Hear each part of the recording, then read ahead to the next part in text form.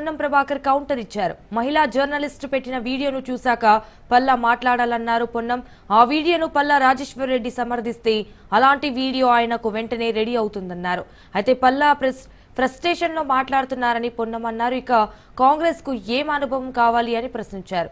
Congress party ఎన్నడూ సొంత పత్రికలు టీవీలు పెట్టుకోలేదని విమర్శించారు పొన్నం.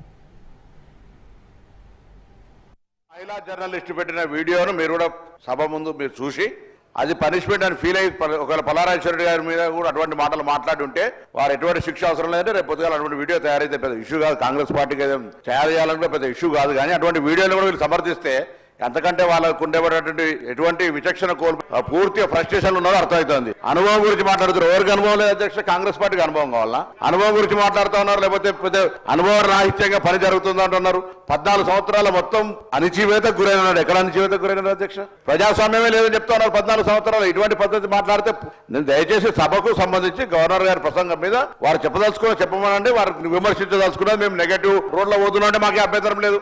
గవర్నమెంట్ మేము 14 నెలల్లో మేము ప్రభుత్వం దిశ వేరుగా పోతా ఉన్నది. అవన్నీ మాట్లాడుకోండి. కానీ మాకు జర్నలిస్ట్ అంటే గౌరవం ఉంది.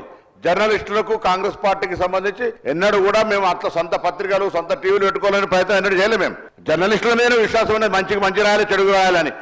అంత పూర్తిగా భాష మరందరికీ ఒకసారి వీడియో చూస్తే ఆ భాషను ఎవరు వ్యక్తిగతంగా ఎవరి గురించి మాట్లాడుతున్నారు ఆ భాషను చూసినట్టయితే మేము సమర్థిస్తే సభ్యులు జర్నలిస్టుకు మద్దతుగా మాట్లాడినప్పుడు మాట ఉపసంహరించుకోమని